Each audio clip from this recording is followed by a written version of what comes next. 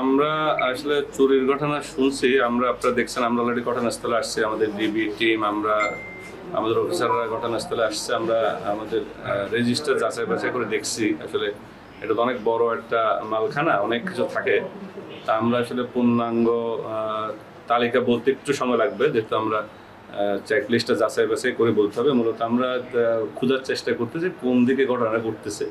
দু একটা স্থান আমরা চিহ্নিত করছি, দু একটা গ্রিল ভাঙা, সেগুলো আর আমাদের ডিউটিতে কারা ছিল সেটার সাথে এটাকে আমরা একটু মিলাই দেখার চেষ্টা করতেছি। যেখানে সিসিটিভি মনিটরিং আছে, সেটাও আমরা একটু মিলাই আপনাদেরকে ডিটেলস একটু পরে বলতে হবে। Thank you. সিসিটিভি ডিবিআর যেটা আমাদের ছিল সেটা এটাও চুরি হয়ে গেছে। এটার ব্যাকআপ কপি আমরা পাই কিনা সেটা দেখতেছি। স্বর্ণালঙ্কার রূপা কিছু টাকা আছে, সেটা ওটা রেজিস্টার মেলানোর জন্য আমরা অপেক্ষা করতেছি। সেটা আমরা একটু দেখে বলতে হবে, আমরা একটু রেজিস্টারে চেক করি, তখন বললে আমাদের সুবিধা হবে, তখন আপনাদের পূর্ণাঙ্গ তথ্য দিতে পারবো। আমরা একটু বিকাল বা আমরা একটু পরে আপনাদেরকে ডিটেলস রেজিস্টার মিলেই আমরা পুরোটা বলতে পারবো যে পূর্ণাঙ্গ তালিকা। আমরা হেফাজতে নিচ্ছি 2 জনকে, আমরা তদন্তের সাথে সেটা বলতেছি না।